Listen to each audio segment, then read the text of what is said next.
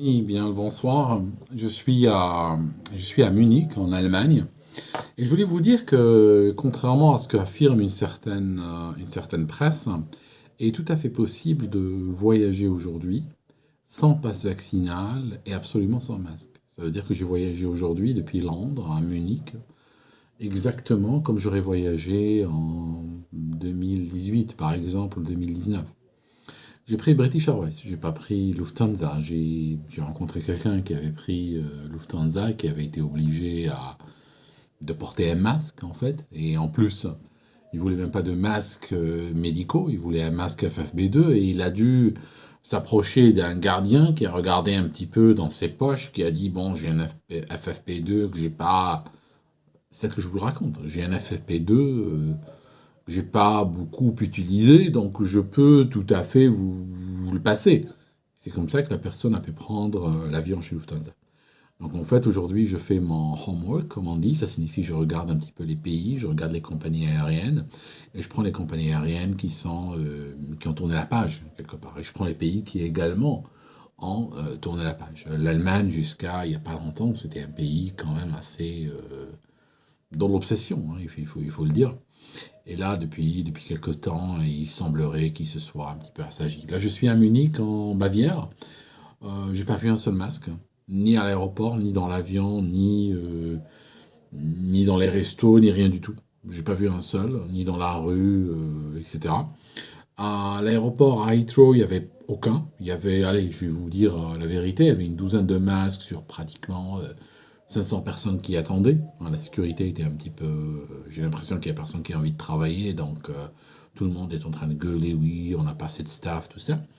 Mais la réalité, c'est que j'ai voyagé littéralement comme on aurait voyagé en 2019. Je voulais juste vous le dire parce que je sais qu'il y a beaucoup de gens qui croient aujourd'hui qu'il faut absolument un pass et machin pour voyager ou un PCR ou autre. Non, non, absolument rien du tout. Ni PCR, ni masque, ni rien. Et personne ne vous demande quoi que ce soit. Ok. Donc voilà, ça je voulais vous dire. Néanmoins, j'ai remarqué autre chose.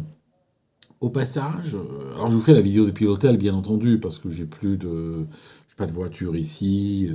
Voilà, je suis à l'hôtel, je me déplace pour des raisons de travail, parce que pensez bien que moi-même, laissé à mes propres, comment dirais-je, laissé à ma propre volonté, je n'aurais jamais pris un avion et je serais jamais venu à Munich, juste comme ça. Je veux dire, oui, ils ont de la bonne bouffe, la bière est bonne et tout ça, mais tout ça tombe en deçà.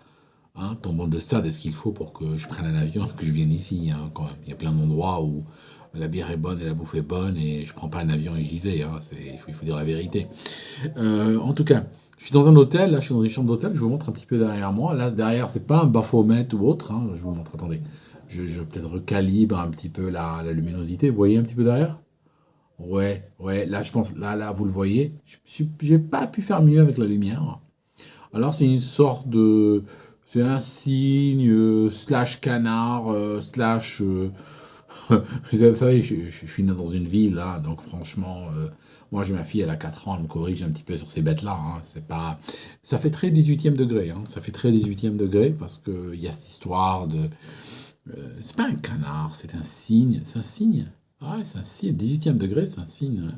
C'est un cygne qui enlève un petit peu sa chair et qui nourrit de son sang, qui nourrit ses petits de son sang. Hein. Il y a énormément de symbolique. Hein. À propos de symbolique, je vous invite à regarder un truc. Hein, je vais vous le dire, je vais vous donner une clé, peut-être qui peut vous aider à ceux qui font des recherches. Je ne vais pas le développer, hein, exprès, je ne vais pas le développer. Regardez les mouvements théosophiques dans les années 1800, fin des années 1800, et regardez un petit peu le travail d'Elena Blavatsky, Elena Petrovna Blavatsky. C'est très intéressant parce que vous savez ce qui se passe avec la théosophie. Je dis pas que la théosophie est l'alpha et l'oméga, ou qu'elle est mauvaise ou qu'elle est bonne, mais il y a des doctrines qui sont très intéressantes, qui sont nées vers cette époque-là. Et un des points fondamentaux, c'est que si vous regardez vers la fin des années 1800, 1875, 1880, 85, tout ça vers ces années-là, il n'y a rien que nous ayons aujourd'hui qui n'était pas à l'état primordial à l'époque, qui n'était pas à l'état embryonnaire à l'époque. Donc, À l'époque, ils avaient l'impression que leur monde s'était développé très rapidement, que quelque part, l'humain gagnait sur la nature, parce que l'humain a été très longtemps bousculé par la nature, a été à la merci de celle-ci. Même les pharaons étaient à la merci du Nil, ils étaient à la merci des crues du Nil. D'ailleurs, leur paradis ressemblait à leur vie de tous les jours, sauf avec un Nil qui était un peu plus prévisible en fait. Euh, les gens, les humains, nos ancêtres, pendant très longtemps, ont été bousculés par la nature. Et à un moment donné, on arrive vers la fin des années 1800, et ils avaient beaucoup de choses que nous considérons aujourd'hui comme acquises, mais peut-être à un état un peu plus moderne. Ils avaient le train, ils avaient le bateau, ils avaient le transport de manière évoluée, ils avaient les lumières, l'éclairage public. Ils avaient plein de choses qui étaient réellement de grosses nouveautés, si on regarde bien, qui étaient de grosses nouveautés dans l'histoire. Et à ce moment-là, l'humain a eu une sorte de grosse... a eu le melon, quelque part. Il a eu le melon. Et ce melon-là l'a conduit à réfléchir de cette manière. Ils se sont dit, tenez-vous bien, pendant très longtemps, nous avons été sous la coupe du Créateur. Il y avait le Créateur et il y avait nous, les créatures. À partir de la fin des années 1800, et ça cette doctrine que je vous raconte aujourd'hui, je vous la donne sous forme de clé, je ne vous la donne pas sous forme d'un truc approfondi. Je vous donne une piste pour ceux qui veulent explorer. C'est qu'ils se sont dit, nous avons le droit aujourd'hui, nous avons évolué tellement, nous avons dompté la nature tellement, qu'aujourd'hui nous avons le droit de nous appeler co-créateurs. Tenez-vous bien, co-créateurs. Il n'y a plus de créateur et créature, il y a un créateur. Il y a l'humain qui a pendant longtemps, pendant des générations, pendant un temps immémorial, a été une créature, mais aujourd'hui, il a le droit de devenir un co-créateur. Et à partir de là, on va retrouver probablement cette idée de plus en plus forte du postmodernisme qui considère l'humain comme une forme de divinité à part entière, qui a le droit de tout recréer, qui a le droit de tout façonner, de tout reconcevoir jusqu'à l'ADN de l'être humain. Et donc, ça vient littéralement d'un ego trip, comme disent les rappeurs.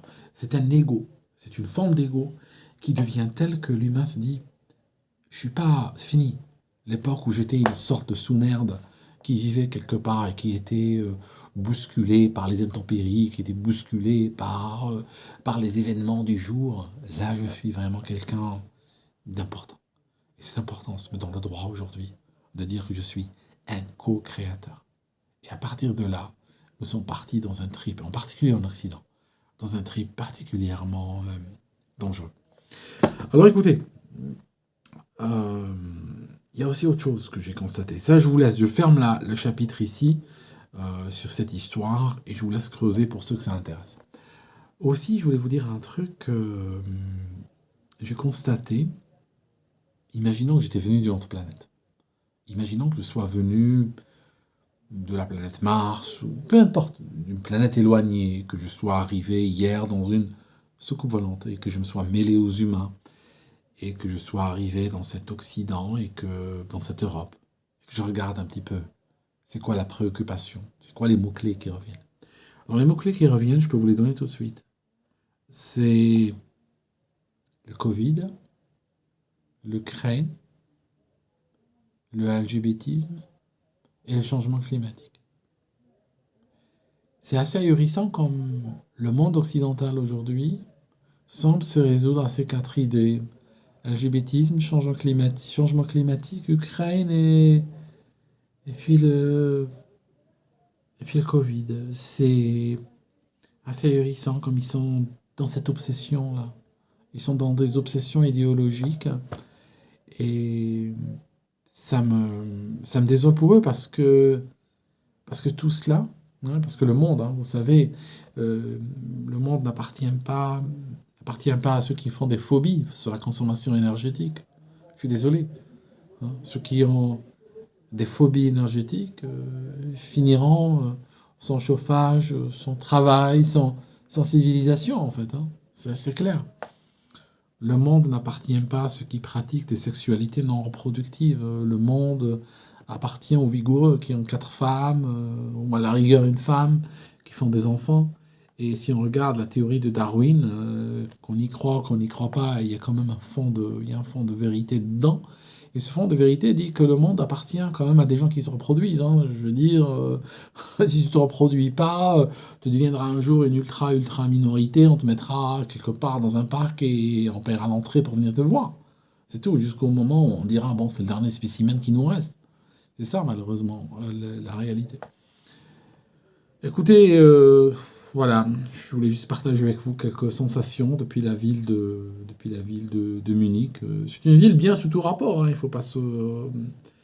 et je critique pas, hein, non plus, mais faut être juste, hein, je vais pas me réveiller 3 heures du matin pour aller à Munich non plus, hein. Je suis là parce que le travail m'a amené ici, hein. Mon travail parfois m'amène vers des contrées où je n'aurais pas été de moi-même, hein, la réalité, hein. Il faut le dire, hein, faut le dire. Vous entendez le bruit là, il est 23 heures. Je demandais quand même une chambre calme, mais bon, il devient assez dur aujourd'hui de se faire entendre. C'est. Ouais, il devient assez dur de se faire entendre. Je vais leur balancer un seau d'eau, hein, dans peu de temps. Je vis dans un monde du silence, vous savez. Le monde du silence. Je fais référence au commandant Cousteau. Il a écrit un livre au sujet de la mer qu'il appelait Le monde du silence. Et j'aime bien vivre dans un monde de silence. Mon ouïe, je pense, c'est le sens le plus sensible que j'ai.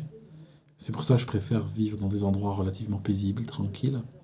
Quand je dis à une réception, je veux une chambre calme, tranquille, je le pense vraiment, hein.